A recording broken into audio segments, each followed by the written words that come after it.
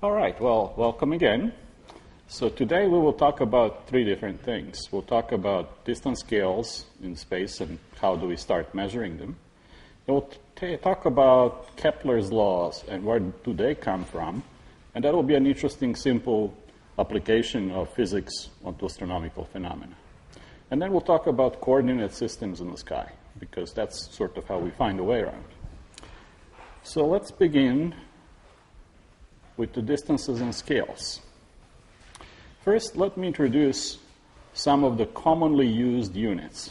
And this is some of the very few numbers that you will actually have to remember.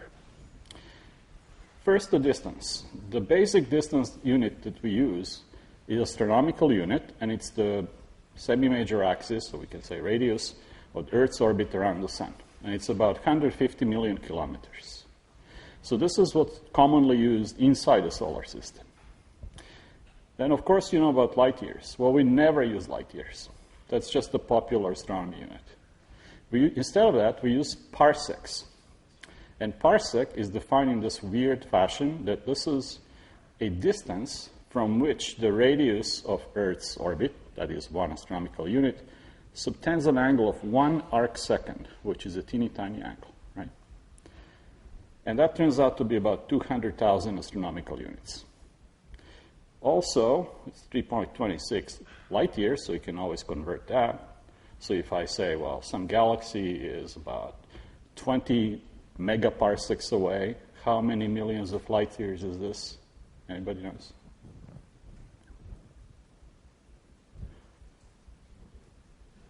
$20 million times 3.26? Right. So there'll be about 70 million light years. That means light took 70 million years to come from there to here. And that means it started when dinosaurs were ruling the Earth. And that's immediate neighborhood, if you will. All right, one thing that you should remember is the parsec is about 3 times 10 to the 18 centimeters. Astronomers use CGS units because they got used to them before SI units became fashionable, but for sure we don't use imperial system. And so since you all know how to convert from centimeters to meters and so on, I'll be usually using centimeters. Now, later in the class, we'll also be using units of mass and luminosity. Mass is kind of a fundamental parameter for many astronomical objects, and we usually use solar mass as a unit. And that turns out to be about 2 times 10 to the 33 grams. Also a good number to remember. Now, all of these will, of course, be available to you on the website, so you can always refer to them, but if there are any that you should remember these. And then sun shines, and its bolometric luminosity, meaning if you add up over all wavelengths, is about 4 times 10 to the 33 ergs per second. Now, can somebody tell me how many gigawatts is this?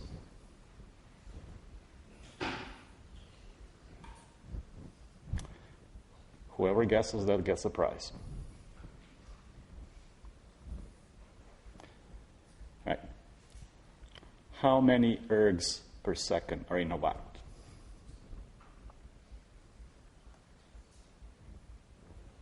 One, 10 million, 10 million? Yes? No? Yes. Now, for sure, you need to convert that. So a joule is 10 to the 7 ergs, and so the 2 times 10 to the 30, 4 times 10 to the 33 ergs per second will be 4 times 10 to the 26 watts, and I asked for gigawatts, so that will be a few times 10 to the 17 gigawatts. A nuclear reactor produces about a gigawatt. So the sun shines at the rate of about billion nuclear reactors per second. Right? Okay, cool little numbers to remember. We'll work more with those on Friday during the sections. So let's take a quick tour of the universe to put these scales in context. So one astronomical unit, obviously, is distance between Earth and the Sun, and other planetary distances are kind of commensurate to it. The outermost real planets, not dwarf planets, are about 50 astronomical units from the Sun. And so that kind of defines the inner solar system. But much beyond that, there is first a thing called Kuiper belt, and then a thing called Oort cloud, which is more spherical. And that consists of little bits and pieces that are left over from making solar system. They're mostly chunks of dirty ice. Sometimes they get into the inner solar system, develop tails, and we call them comets. Well, that Oort cloud is inferred from dynamical arguments, and so we're pretty sure it's there from the rate the comets are coming. And that's about 1,000 astronomical units out. This is where we can think that sort of interstellar space really begins. Now, some people are thinking that the Sun may have a companion dwarf star, which was even given name Nemesis. And the idea was that every 70 million years or so, I forget, 23 million years, doesn't matter, the orbit of Nemesis brings it close enough to give a tidal kick to a whole bunch of comets. And then we have a shower of comets coming into the inner solar system.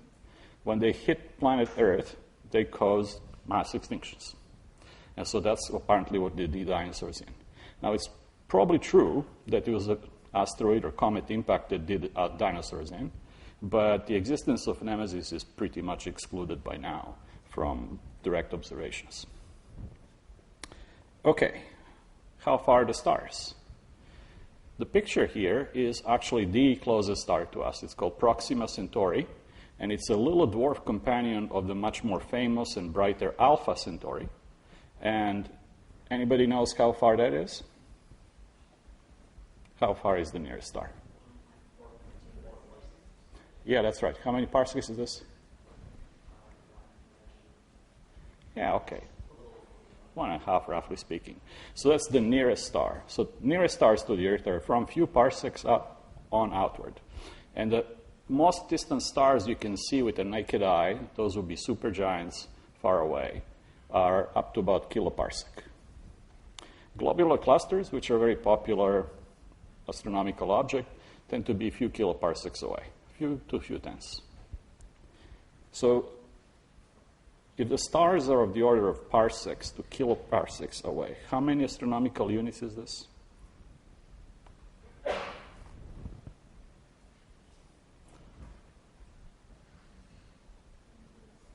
Yeah, anybody?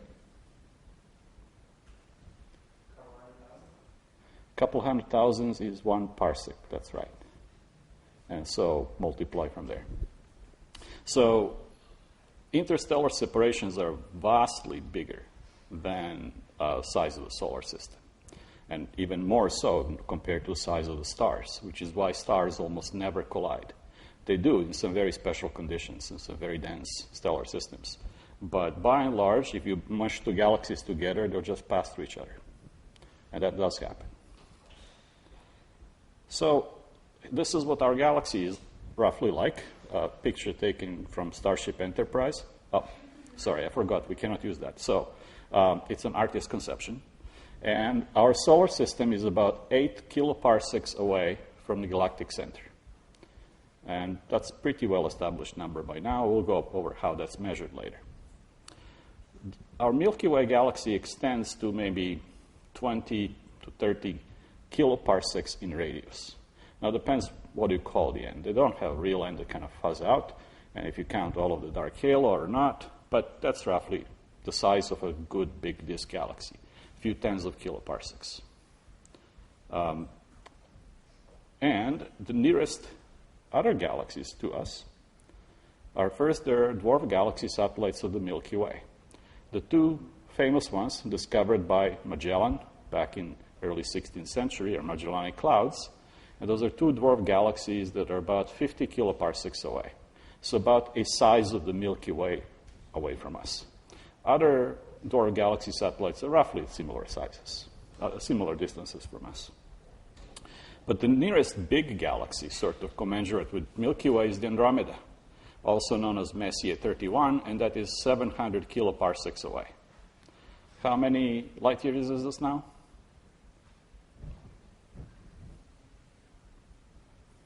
Yeah, I'm sure we can multiply small integers. All right, so it's a little over 2 million light years away. So light from Andromeda, the one we just took in this picture, started 2 million years ago. All right, and then our immediate extragalactic neighborhood continues to the Virgo cluster, which is center of a bigger structure called the local supercluster. We'll go over that later. And that is about 16 million parsecs away. So 16 times 3.26, well, that's kind of pushing 60 million light years. So yeah, some dinosaurs were probably still walking around when this light started. Okay, so the galactic world, extragalactic world, is tens of millions of parsecs away, and parsecs is roughly distances to the nearest stars, and those are about a million times the size of the solar system. Yes? Speaking of distances and size, approximately how big would a constellation be from one end to the other? Okay, the question is, how big are constellations? Well, the question doesn't have a well-defined answer because constellations are just projected images on a celestial sphere. They're not physical groupings of stars. And so stars that are parts of some constellation could be at vastly different distances from us. In fact, they are. And then, of course, depends what you choose. So in Orion, I think typically those stars would be a few hundreds of parsecs away from us. And the size of Orion is in tens of degrees. So 1 radian is 50-some degrees. So those would be a small fraction of a radian. Let's call it a tenth of a radian. And so then the distance to Orion would be 10 times a couple of hundred degrees, a couple of hundred parsecs. That's about right. Constellations are something that used to be popular. They're just expression of human need to see patterns in the sky, patterns anywhere, stock market, sky, doesn't matter. And they're arbitrary. They're just a mnemonic device used to help people navigate and also set up the calendars. They also produced a very productive industry of astrology, which is making a lot of money out of nothing. And so in that sense, it's like Facebook, right? But constellations do not have physical meaning. We still use them in some cases because originally when astronomers started charting the sky, they started giving names to stars and other things according to in which constellation they happen to be. So a star will be called Alpha Cygni or something like that. And a variable star might be called BL Lacerti, and so on and so forth. Okay, so let's step even further. This is a picture of one of the ultra-deep fields done by Hubble Space Telescope, so-called Goods Field. And every little bright dots you see there is a very distant galaxy. Typical distances of a few gigaparsecs from us. So furthest reaches of observable universe are of the order of 10 gigaparsecs. Well, it depends what do you mean how far, because in an expanding universe, that can have different meanings, and we'll address those. But anyway, think of 10 gigaparsecs. So this is 10 billion times distances to nearest stars. The universe is big, I told you that. So that's kind of roughly scanned to this logarithmic distance scale, what's where. But let's now talk about how do we actually measure that. Well, the first step in measuring how far stars and other things are is trigonometric parallax. And that was figured out even by ancient Greeks. Now, parallaxes are too small, and they couldn't possibly measure them, so they knew that stars are far away. So did Galileo. And the idea here is that if there is a star, like the one hanging above the solar system, and then you look at it 6 months apart, the angle of that line of sight will change a little bit. And here it's grossly exaggerated, right? Because stars are much, much, much further out. So that typical parallaxes would be a tiny fraction of an arc second, right? Because if that star was 1 parsec away, what would be the size of this parallactic angle? What was the definition of a parsec? Yeah, that would be 1 arc second. But that's closer than Proxima Centauri, so stellar parallaxes will be all smaller than an arc second. This is a very hard angle to measure because even in best telescopes, atmospheric blur makes stellar images a couple arc seconds in size, and so you have to center that and then compare with many others and so on. But this is the only real way of measuring interstellar distances and beyond. Everything else gets calibrated on the basis of the stars to which we do measure trig parallaxes, because this is a pretty simple geometry. Everything else is some indirect manner, and as we go along, I'll point out some of the ways in which this is done. So today, state of the art is about 1 milliarc second. So we can, in principle, measure distances out to a kiloparsec or thereabouts. Okay, well, the history of this was the astronomers keep trying to do this because up until, well, 19th century, we actually didn't know how far the stars are. We just knew they're far away. And the first one to succeed was Bessel, who was mathematician, astronomer, physicist, and he measured parallax to the star called 61 Cygni, in constellation Swan, and he got it within a few percent, right? So it's about 3 parsecs away. It's pretty close. But ever since then, things got better and better, and from the ground-based measurements, using optical interferometers and things like that, we can do a milli-arc second, but only over small scales.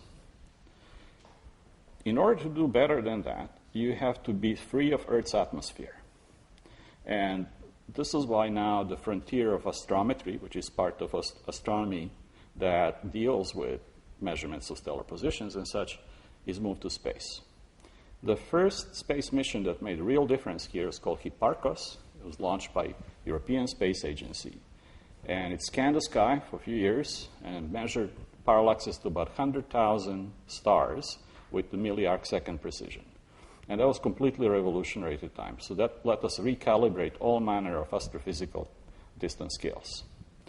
Now, just launched is a better version of it called Gaia. And Gaia will scan the sky for several years and will measure parallaxes of billion stars going up to maybe 10 kiloparsecs out. And that gets to be vastly more interesting because you can see even past the galactic center, you can see 2 globular clusters with that, and it will certainly improve our understanding of the galaxy and stellar astrophysics as well.